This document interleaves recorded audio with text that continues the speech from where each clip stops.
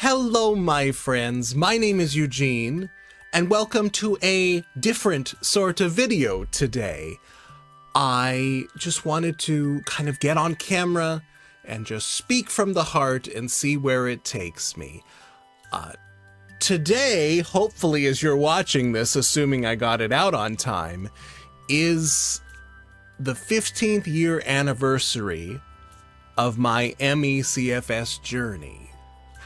And I thought, since I'm in a pretty good place right now, I thought I should sit back and reflect a bit on what the past 15 years have meant to me, and maybe, in a way, just be a little more authentic about my experience.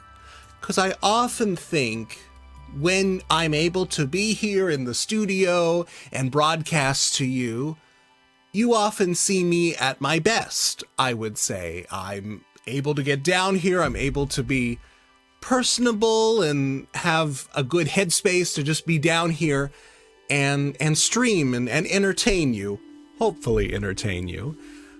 But there is often another side of it, and I think it's important for me, on my 15th anniversary, to really earnestly sit down and reflect on what that journey has been. So come back in time with me a bit to November 16th, 2007.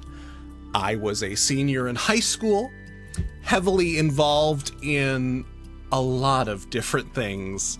I was doing theater, I was doing academic decathlon, I did mock trial that year, and it was also my senior year of high school, so you're trying to put in college applications and the whole bit. I was a busy little senior.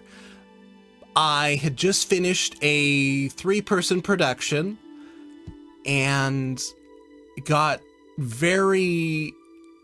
something didn't feel right about 3 or 4 weeks after that production closed.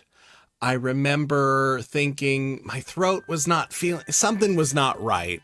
So finally, the Friday before Thanksgiving here in America, that Friday before Thanksgiving, I went to my doctor, and she examined me, looked into my throat, and I think was rather taken aback. I remember her saying, "How are you not screaming in pain? Your throat is like black looking." I didn't know at that time I had caught mono, and I had such a terrible secondary infection, I guess, that it made my throat actually appear black. So I was really struggling with my health at that point, but I had so many other things to do. You know, you're 17, you're invincible. You're not really thinking long term at that point. You're thinking, there's so much I need to do. So I pushed on and got through that winter, got through that semester. In the spring, there was plenty of things I was involved with. And I was in a production. What really, though, seemed to be the something is wrong bit was that April, I was involved in what would be my final high school production. It was a production of Cinderella. I was the prince. And after closing night, I remember having a terrible fever. It was... I don't remember how. I'm going to be honest with you, bit of this time is a little fuzzy, so I may not remember the details exactly perfectly, but I remember I had a terrible fever, and that night I went home, and luckily just by sitting in a cool bathtub, I was able to break that fever. But I just remember feeling awful, and that started really the next 2 months of me not doing much, not going to school. I was essentially sleeping between 20 and 22 hours a day. This is early 2008 at this point. And I just remember thinking, oh, what the heck is going on?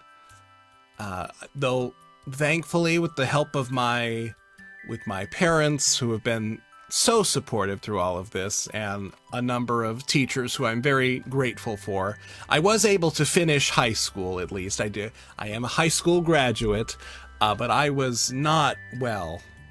During this time, I was still planning to go away to school because, I never could have imagined something would last as long as it did.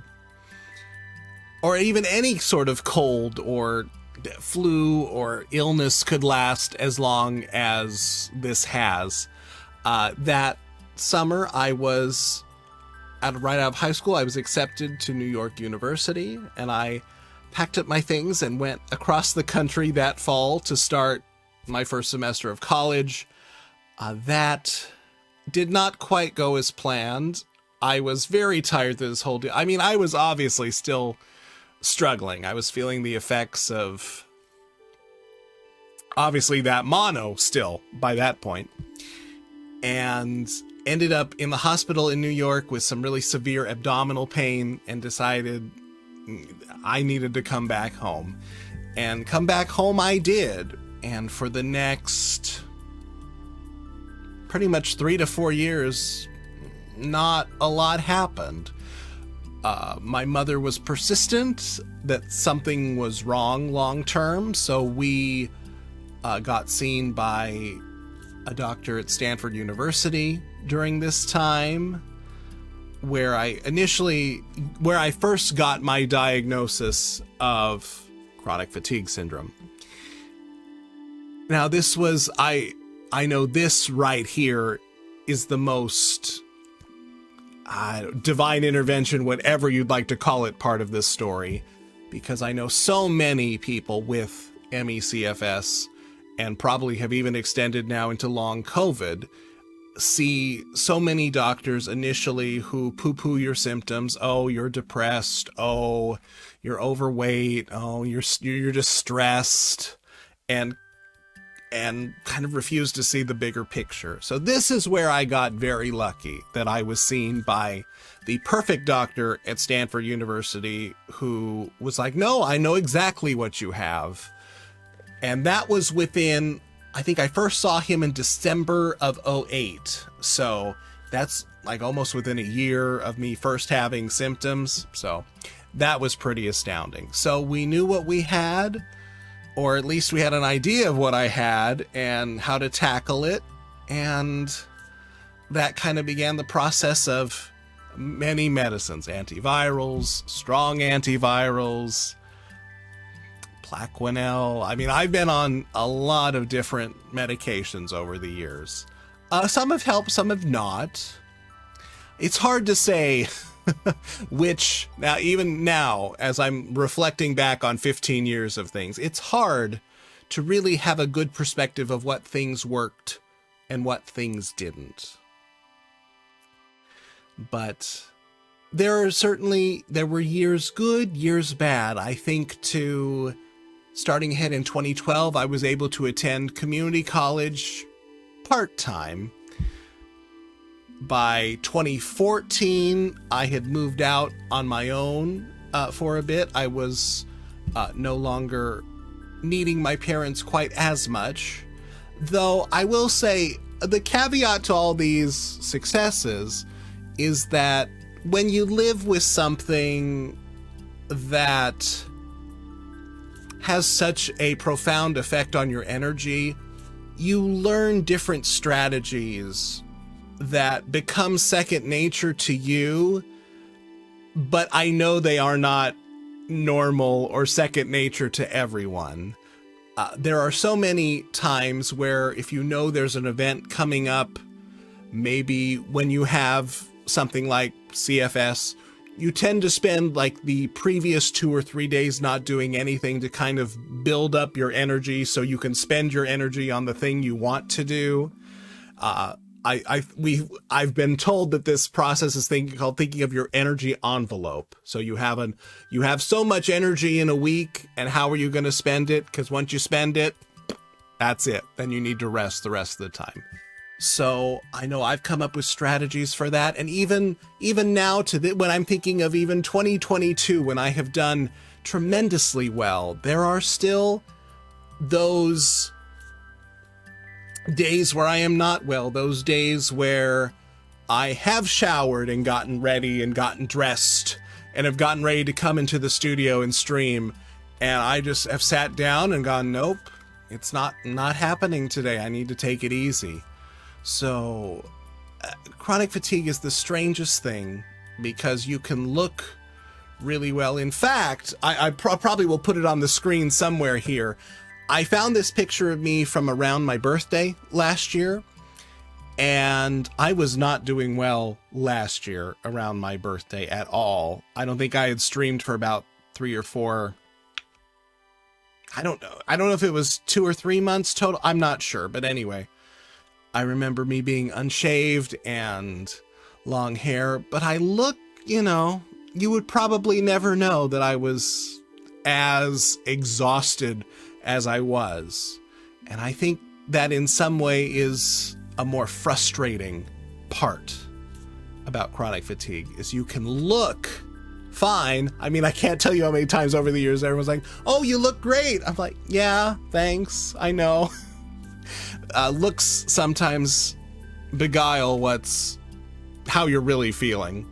So that's why I am so lucky to have built a little community with all of you, and I really do feel the need to shine light on this invisible illness, because yes, I am able to be in front of a camera and be here and speaking fairly coherently to all of you, but I know there are so many with my illness who cannot, who are bedbound, who are housebound, who just fight every day.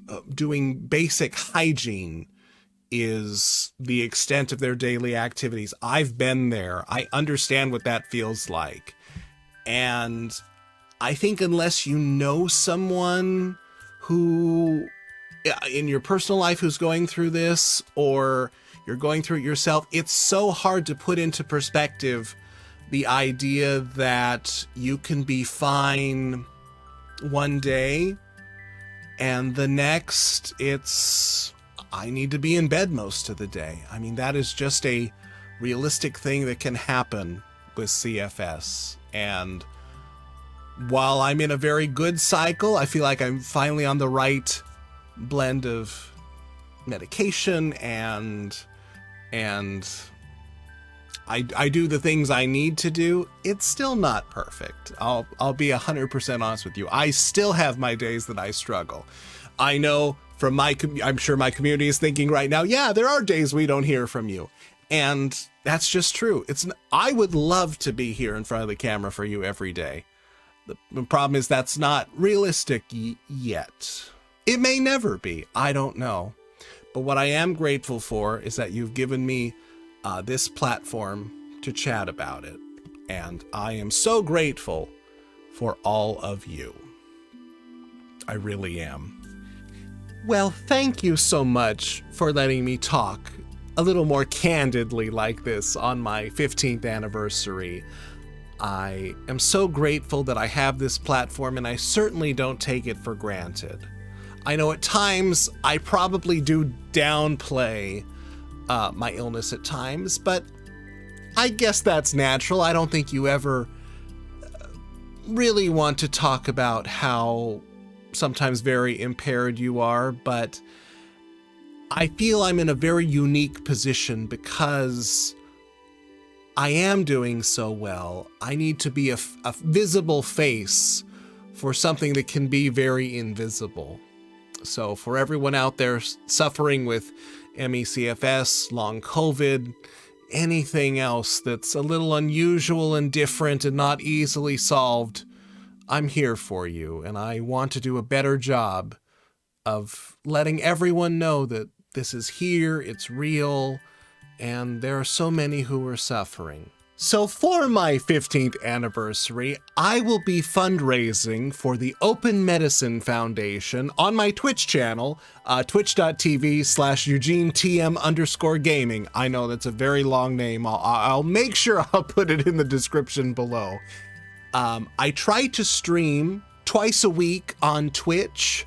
So if you've just stumbled across this video and have never seen me before, come give me a visit. I would love to have you. I have a very welcoming community. If you need a place to just hang out and chat, if you just want to sit in the background and have some background noise, I'm perfectly fine with that too, and I'd love to have you.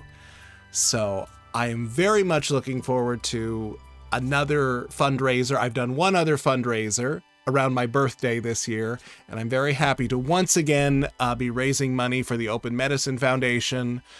They are doing wonderful work with researching, and I hope, fingers crossed, it will lead to some really good results very soon. Thank you so much for watching. I really, really appreciate you being here. So be sure to check out my socials. They're linked in the description below. Come check me out on Twitch. I'm probably there right now. So I love you all so much. Thank you all for being such lovely members of my streaming family, and I will see you so very soon. Bye, friends.